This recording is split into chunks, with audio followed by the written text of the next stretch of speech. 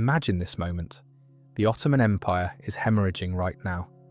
It's July 1402 on the plains of Ankara, and the seemingly unstoppable war machine of Sultan Bayezid is collapsing. Tamerlane's armoured elephants are crushing through the centre formations. Terror spreads like wildfire. Thousands of Tatar mercenaries are switching sides mid-battle, redirecting their blades against their former commanders. The Sultan is encircled. His bodyguards are dropping, and the escape route is blocked by a wall of Mongol spears. But on the right flank, something extraordinary occurs. A formation of 5,000 knights in heavy black plate armour refuses to withdraw.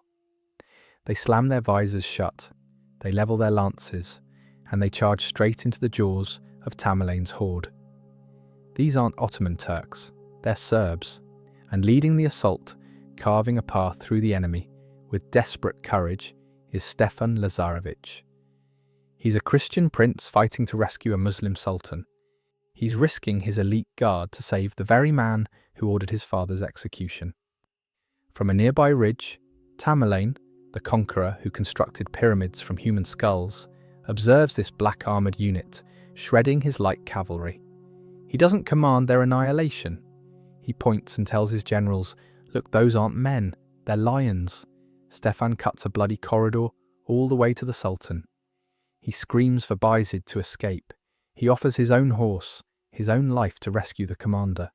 But Bayezid, frozen by pride, refuses to abandon his position. Stefan has fulfilled his duty. He wheels his horse around, covers the retreat of the Sultan's eldest son, and fights his way back out of the encirclement. It's one of the greatest feats of martial prowess in the Middle Ages, but it leaves us with a haunting question. Why? Why would Stefan Lazarevic fight like a demon for the man who orphaned him? Before we plunge into these buried tales of endurance and torment, if you appreciate uncovering the concealed truths of history, consider smashing that like button and subscribing for additional content like this. And please drop a comment below to inform me where you're watching from. I find it extraordinary that we're excavating these ancient tales together from disparate corners of the planet, bound across time and distance by our collective fascination with the past. The answer to that question isn't straightforward devotion, it's pragmatic calculation. To grasp the slaughter at Ankara, you need to understand that Stefan Lazarevic existed in a reality where principles became death sentences. By 1402, he represented the most critical weapon in the Ottoman military machine.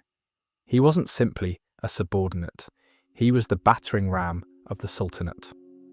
While Ottoman mounted archers possessed speed, they couldn't deliver the devastating impact of Western plate armour. Stefan supplied that crushing force. Whether battling Crusaders at Nicopolis or Mongols at Ankara, he was the iron hammer Bayezid wielded to shatter his adversaries. But this arrangement was poisonous. Consider the mental burden. Each time Stefan secured victory for Bayezid, he forged heavier shackles for his own nation.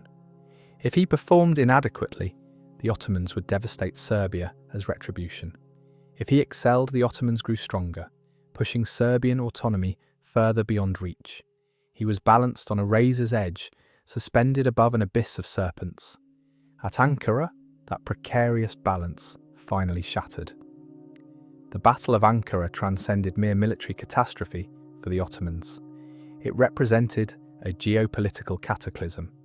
The Sultan fell into captivity, condemned to perish as a prisoner.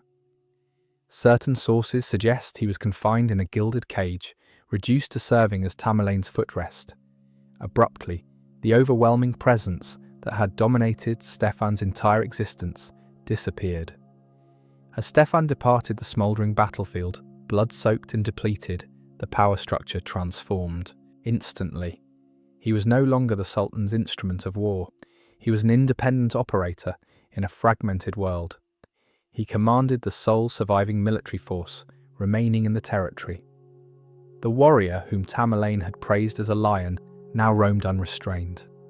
But to grasp how Stefan evolved into this fighter capable of earning admiration from the world's most ruthless conquerors, we must examine his origins. He wasn't born into warfare, he was thrust into it by a disaster that struck when he was merely a child. We must reverse course 13 years to a separate battlefield where the earth was drenched in crimson and the Serbian aristocracy was annihilated in a single day. We must return to Kosovo. The news arrived in the capital city of Kruševac, not with a scream, but with a terrifying silence. Prince Lazar was dead. The cream of the Serbian nobility, the flowers of the aristocracy, lay rotting in the field of blackbirds. The Battle of Kosovo had effectively decapitated the state. In a single afternoon, the kingdom went from a regional power to a headless corpse, waiting to be carved up by vultures. At the centre of this collapse stood a 12-year-old boy, Stefan Lazarevic. He was too young to hold a sword, yet he suddenly found the weight of a crown crushing his brow. But the true hero of this specific moment wasn't Stefan, it was his mother, Princess Milica. History often sidelines the widows of war, painting them as weeping figures in the background. Milica was different. She was made of steel. She suppressed her grief instantly because she saw the sharks circling. The threat wasn't just from the south. While the Ottomans were regrouping after the battle, having lost their own Sultan Murad I, the Kingdom of Hungary saw an opportunity. King Sigismund of Hungary, a man who will play a massive role in Stefan's later life, invaded from the north, hoping to seize Serbian lands while they were defenceless. Stefan was trapped. The Hungarians were at the gate, the Ottomans were at the door, and internal rivals were sharpening their knives, hoping to usurp the Lazarevic dynasty. Milica made a calculation that would haunt her family forever. She realized that fighting two empires was suicide. She had to choose a protector. The Hungarians offered nothing but conquest. The Ottomans under the new Sultan Bayezid offered protection, but at a horrific price. The price was twofold. First, Stefan, the new prince, would become a vassal. He would have to pay tribute, and when he came of age, lead his armies to fight for the Sultan. Second, and far more personal, was the demand for Olivera, Stefan's beloved sister. Bayezid demanded the princess for his harem. Imagine the scene in the courtyard of Kruševac in 1390. This wasn't a royal wedding, it was a living funeral. The citizens lined the streets, throwing flowers not in celebration, but in mourning. Stefan, a boy on the cusp of adolescence, stood by the castle gates and watched the Ottoman convoy take his sister away. Olivera wasn't screaming. By all accounts, she went with a dignified, stony silence, understanding that her body was the ransom paid for her country's survival. She was the human shield that stopped the Ottoman advance. For young Stefan, this moment was the forge. He learned his first lesson in realpolitik. Dignity is a luxury, survival is a duty. He saw that moral purity led to the grave, while compromise, brutal, humiliating compromise, kept the people alive. Months later, Stefan had to perform his own walk of shame. He travelled to the Ottoman capital to bend the knee to Bayezid. This meeting is one of the most psychologically complex scenes in medieval history. Stefan was brought before the man who had commanded the execution of his father. He expected death.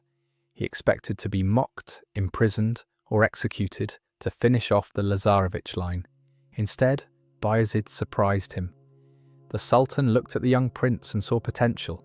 Perhaps he saw the fire of the Nemanjic dynasty in Stefan's eyes. Bayezid did not treat Stefan as a prisoner. He treated him as a younger brother, almost a son. He warned Stefan about the duplicity of the Hungarian king Sigismund. He promised to protect Serbia's borders as long as Stefan remained loyal. This was the devil's bargain. Bayezid offered Stefan the father figure he had just destroyed. It was a masterclass in psychological manipulation.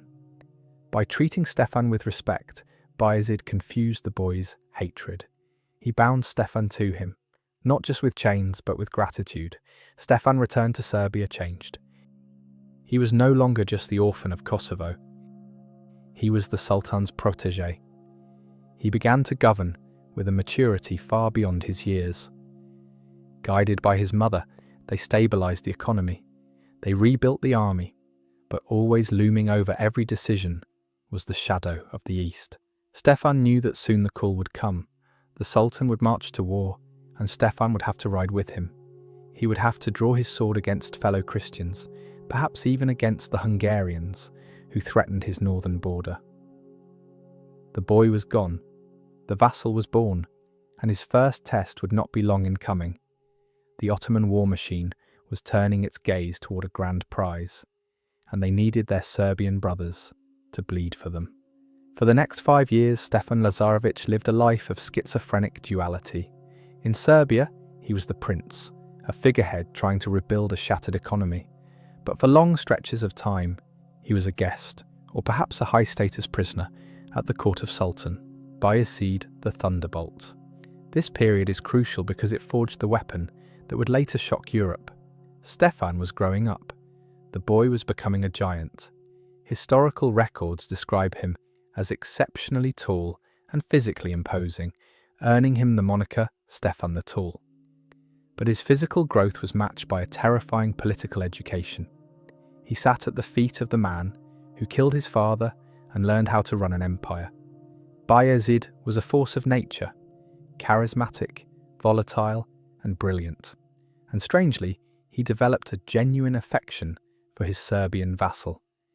Much of this softened attitude came from one source, Olivera Despina. We must pause to appreciate the extraordinary position of Stefan's sister. In the Ottoman harem, a place of cutthroat intrigue where hundreds of women vied for the Sultan's attention, Olivera did not just survive, she dominated. She became Bayezid's favourite. Ottoman chroniclers later grumbled that she held too much sway over the Sultan, even whispering that she introduced him to the habit of drinking wine, a violation of Islamic law that scandalized the fundamentalists but endeared her to the hedonistic Bayezid. Olivera was Stefan's eyes and ears.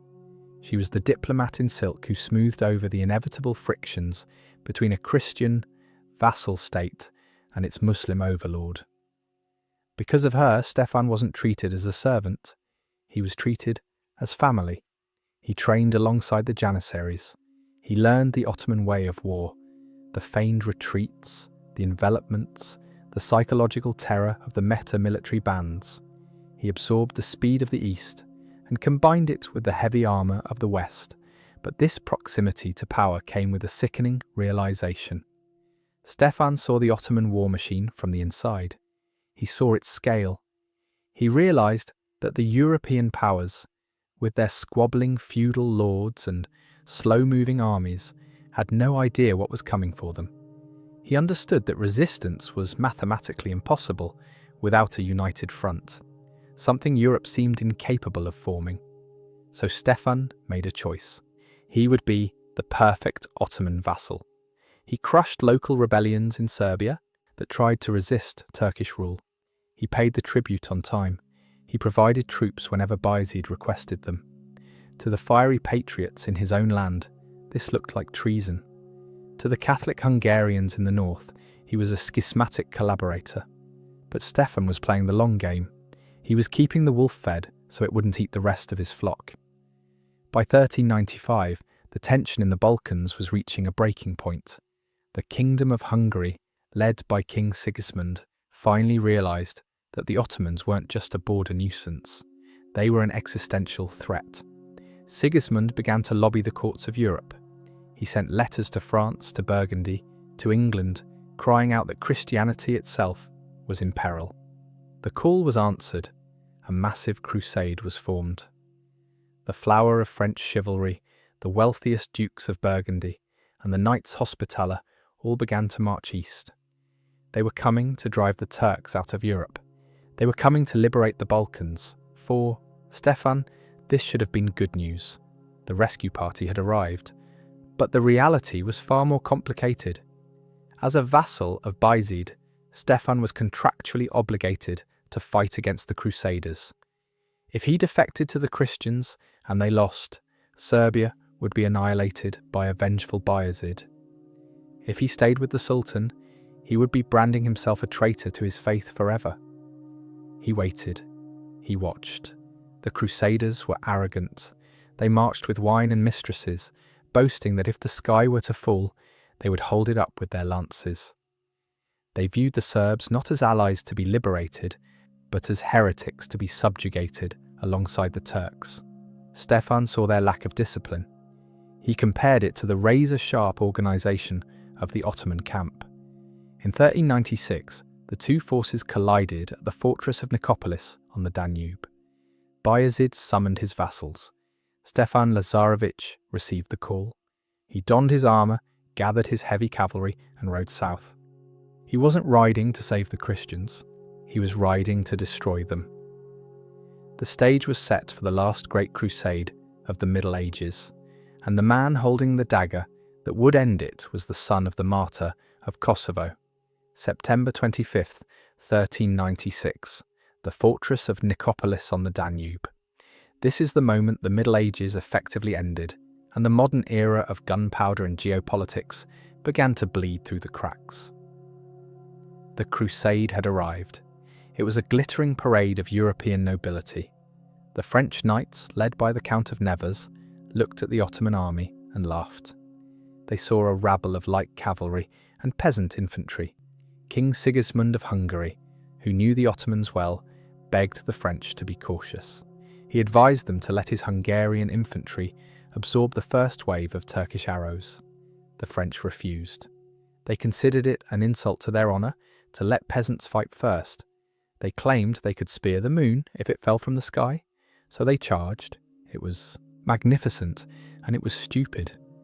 The French heavy cavalry thundered uphill, smashing through the Ottoman irregulars. They thought they had won.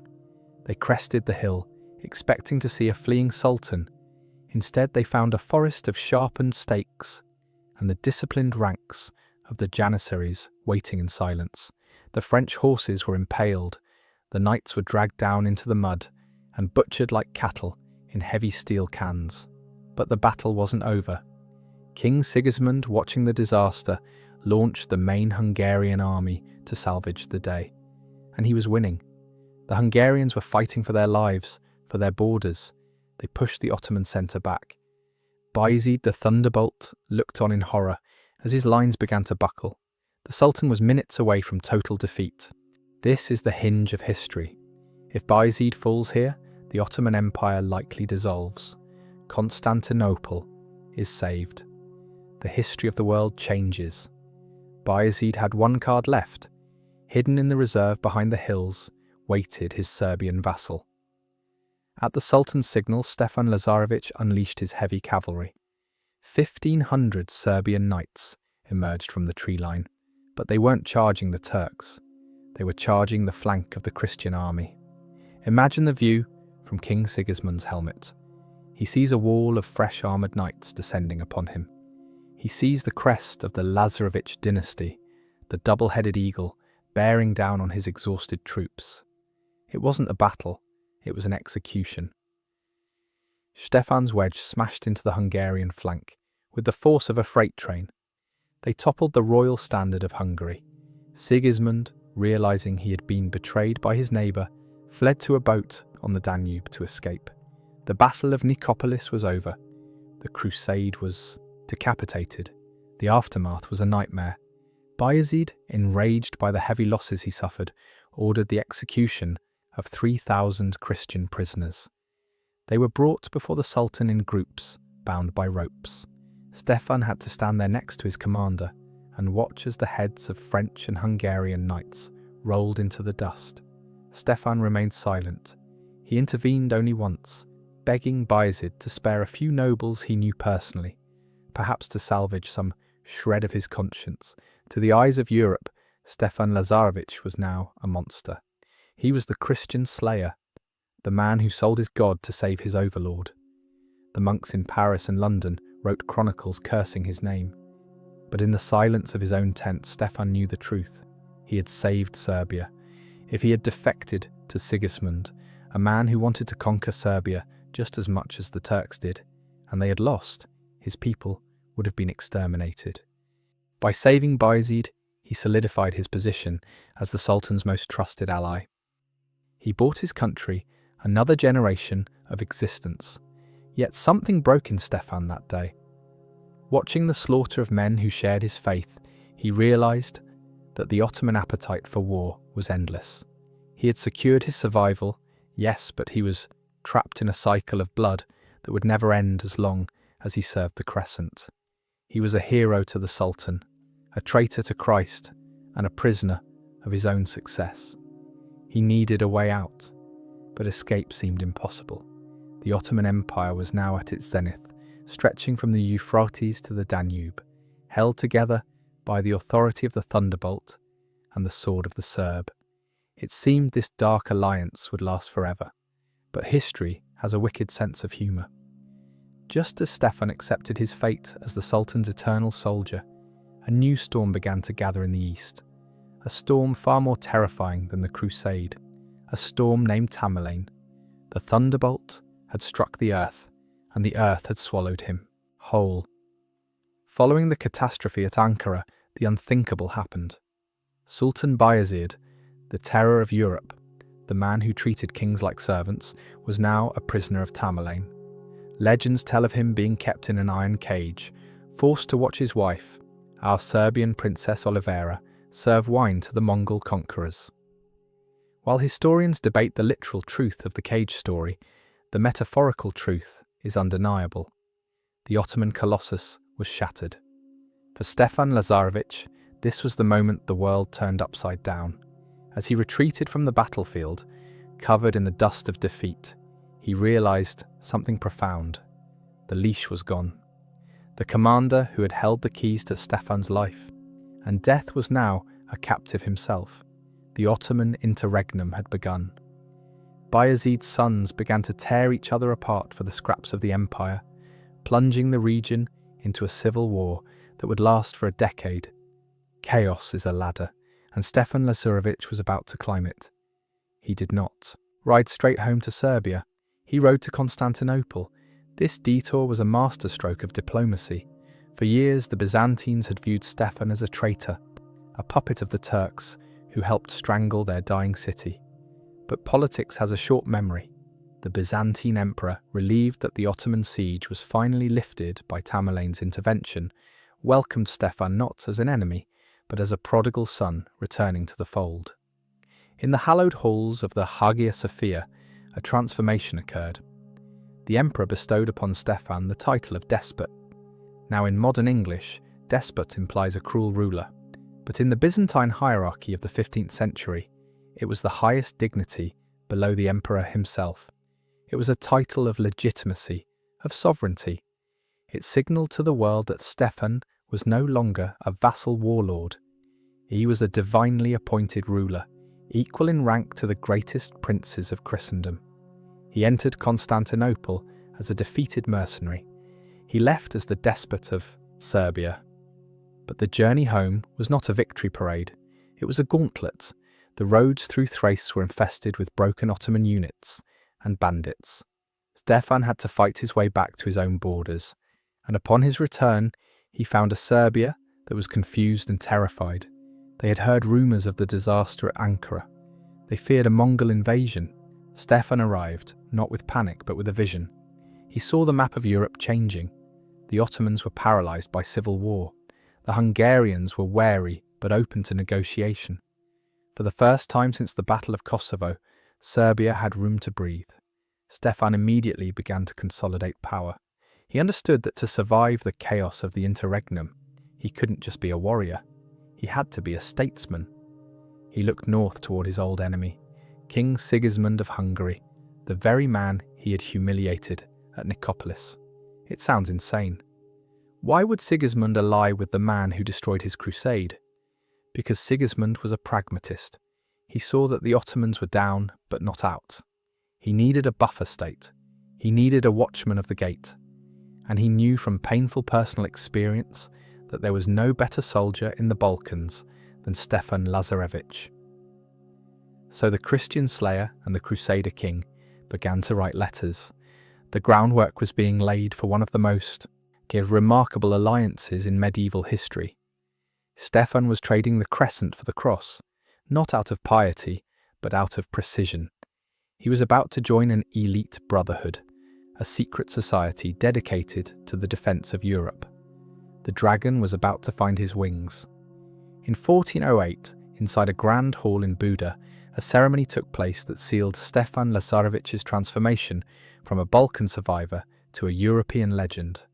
King Sigismund, now the Holy Roman Emperor in all but name, established a new chivalric order.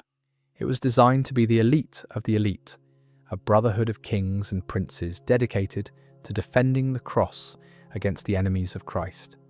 It was called the Order of the Dragon. The insignia was terrifying and beautiful, a dragon with its tail coiled around its own neck, bearing the red cross of St. George on its back. This image would later become infamous thanks to a minor Wallachian member named Vlad Dracul, whose son Vlad the Impaler Dracula would stain the symbol with blood. But in 1408, Dracula was not even born. At the very top of the founding charter, listed as Item 1, above the kings of Aragon and Naples, above the great magnates of Poland and Italy, was the name Stefan, despot of Serbia. Think about the magnitude of that. 10 years prior, Stefan was fighting French knights at Nicopolis. Now he was the first knight of the dragon. Sigismund didn't just forgive him, he exalted him. He recognized that Stefan was the only man in that room who truly knew how to fight the Ottomans. The dragon was no longer a metaphor, it was his rank. To cement this alliance, Sigismund gave Stefan a gift that would define the geography of the Balkans forever: the city of Belgrade. At the time, Belgrade was a ruined, neglected border fortress, a ghost town. Stefan saw its potential immediately. Sitting at the confluence of the Danube and Sava rivers, it was the perfect shield for Europe and the perfect heart for Serbia. He unleashed a massive construction project, pouring the wealth of his silver mines into the city. Almost overnight, Belgrade rose from the ashes. Stefan built a triple-layered fortress that was considered impregnable. He constructed a deep-water port, turning the city into a trading hub connecting east and west. He built a despot's tower, a hospital, and a library. The city gleamed so brightly with its new white stone walls that it became the literal White City. Belgrade. For a brief shining moment, Serbia wasn't just surviving, it was thriving. Stefan held court in Belgrade like a Western monarch. He hosted jousting tournaments where knights from Germany and Hungary came to test their mettle against the tall despot. Chronicles describe Stefan during this period not as a grim warrior, but as a Renaissance prince before the Renaissance fully arrived. He was described as possessing eyes that could look at the sun, a man of immense physical stature and gentle manners who would discuss Plato with scholars in the morning and hunt bears with a spear in the afternoon. He had achieved the impossible. He had walked out of the Ottoman fire, washed off the ash, and donned the shining armour of European saviour. But history teaches us that when you build a high tower, you cast a long shadow. And in the shadows of Stefan's golden age, resentment was festering. While Stefan played the game of emperors and kings, his own family felt left behind. His younger brother, Vuk Lazarevic, watched from the sidelines. Vuk hadn't been the one to save the Sultan. Vuk hadn't been the one named despot. Vuk was just the brother. And in the ears of the jealous brother, the Ottoman agents, who were still very much active, began to whisper. They promised Vuk an army. They promised him half the kingdom. They promised him revenge. The dragon had fortified his walls against enemies from without, but he had forgotten to guard against the enemy within. Civil wars are never about land. They're about intimacy. They're about the people who know exactly where to stick the knife because they grew up watching you sleep. For Stefan Lazarevic, the threat didn't come from a stranger in a turban or a knight in foreign steel. It came from the man who shared his mother's womb. Vuk Lazarevic was the shadow to Stefan's light. While Stefan was building libraries in Belgrade, Vuk was brooding in the camps of the Ottoman pretenders. He was bitter, ambitious, and dangerously naive. He looked at Stefan's alliance with Hungary not as a strategic masterpiece, but as a betrayal of their father's legacy. And the Ottomans, masters of divide and conquer, whispered exactly what Vuk wanted to hear. Your brother has sold out to the Catholics. You are the true heir. In 1409, the dam broke. Vuk marched into Serbia, not alone, but at the head of a Turkish army, provided by Suleiman, one of the Ottoman princes fighting for the Sultanate. The golden age of Belgrade was suddenly under siege. This war was ugly. It wasn't the heroic charge of Nicopolis or the desperate stand at Ankara. It was a grinding, brutal slog of raids and counter-raids. Brother fought brother. Serbs killed Serbs. Villages that had just begun to recover from the Battle of Kosovo were burned to the ground by their own princes. Stefan was forced into a corner. To stop the bleeding, he had to agree to a humiliating partition. He tore his country in half, giving the southern regions to Vuk. But the deal with the devil always comes due. Vuk thought he was using the Ottomans to get his crown. In reality, he was just a disposable asset. When the balance of power shifted in the Ottoman civil war, a new player emerged, Musa Çelebi, another son of Bayezid. Musa was not a diplomat like his brother Suleiman. He was a commander who employed violence without hesitation. Vuk found himself on the wrong side of this internal Ottoman shift. He tried to flee to Stefan, to the brother he had betrayed, perhaps hoping for mercy from the dragon. He never made it. Musa's agents caught Vuk in 1410. There was no trial. There was no royal dignity. The brother of the despot was executed in a muddy camp, his head severed and thrown into a sack. When the news reached Stefan, it didn't bring relief. It brought a cold, hard solitude. He had won. The rival was gone. The country was reunited under his iron grip. But the cost was absolute. The Lazarevic family, which had started with a father and brave sons, was now whittled down to one lonely man on a throne. This tragedy hardened Stefan into something terrifyingly efficient. He realized that sentimentality was a weakness he could no longer afford. He turned his grief into law. He turned his rage into stone. With Vuk gone and the Ottomans still busy killing each other, Stefan launched a campaign of total consolidation. He crushed the minor nobles who had sided with Vuk. He seized their lands. He centralized all power in Belgrade. He was done playing the role of the benevolent prince. He became the autocrat. And to fuel this new centralized state, he turned to the one resource that never betrayed him: the earth itself. If blood couldn't hold Serbia together, maybe gold could.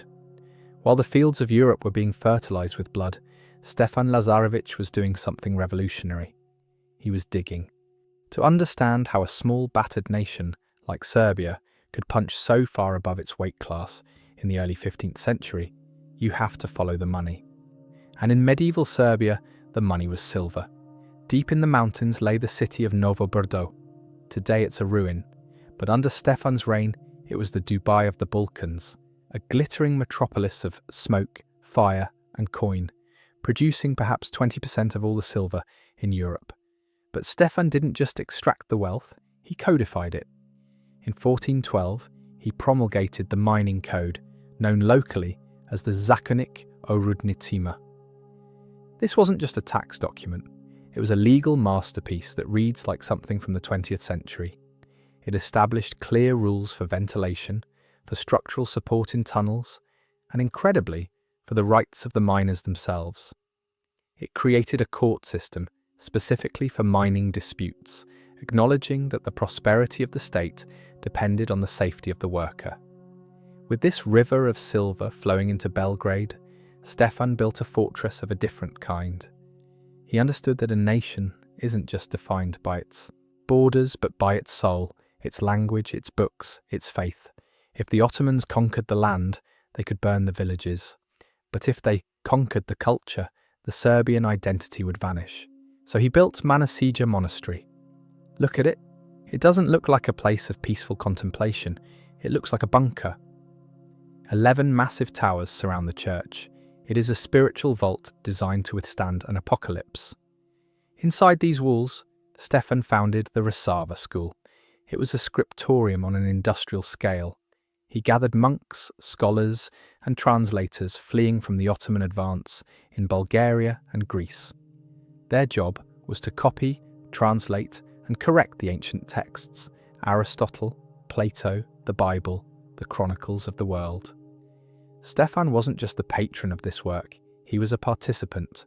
The Christian slayer, the heavy cavalry commander, was also a poet.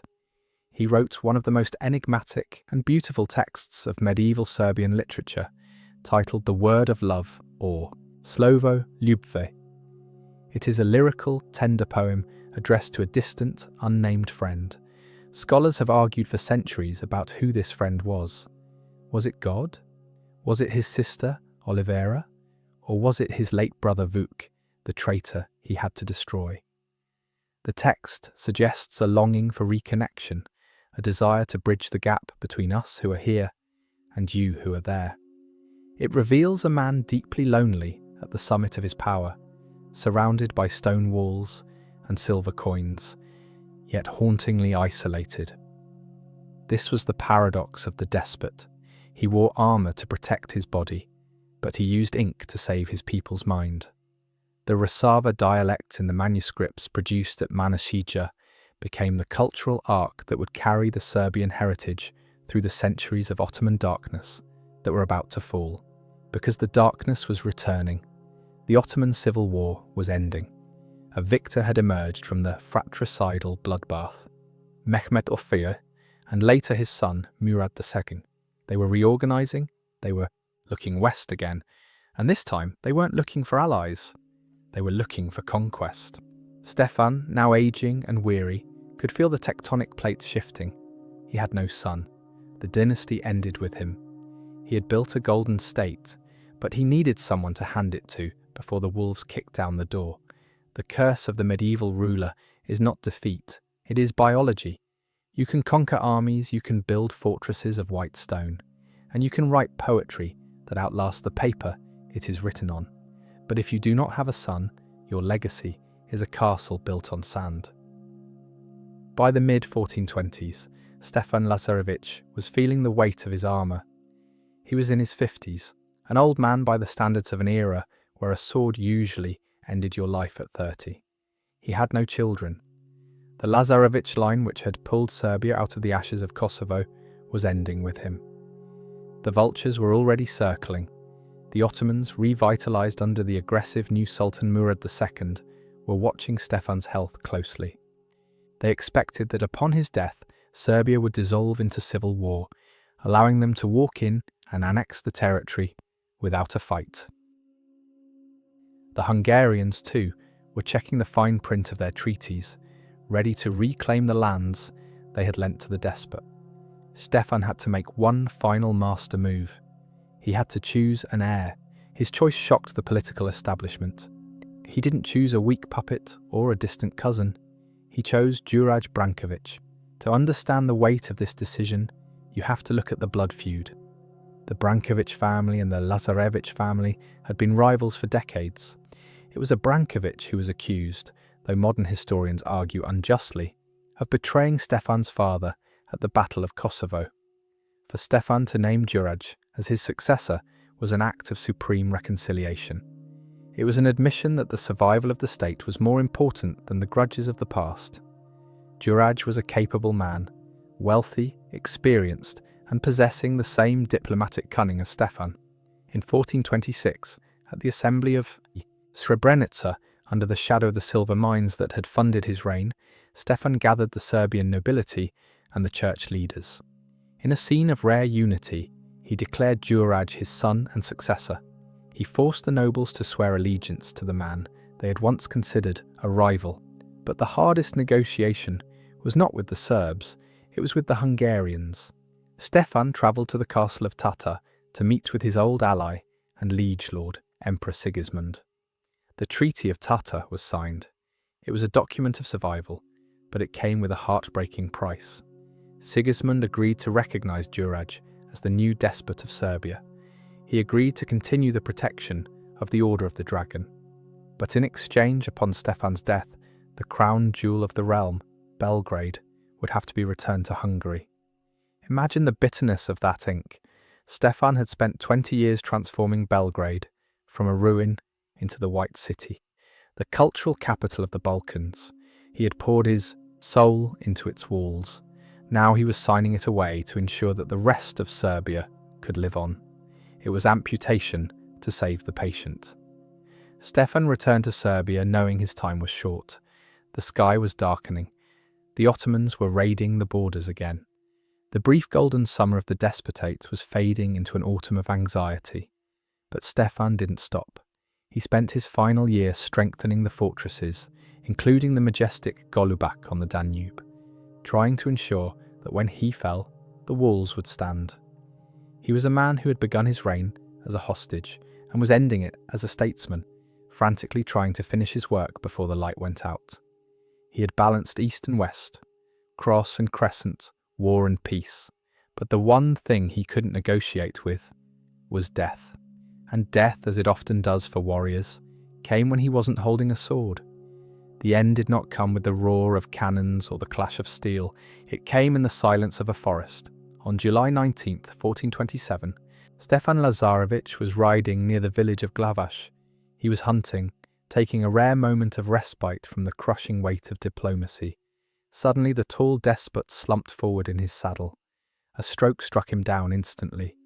His entourage rushed to his side, pulling the giant frame of their ruler onto the grass. He couldn't speak clearly. According to legend, his final garbled command was not a prayer, but a political order. Get Juraj.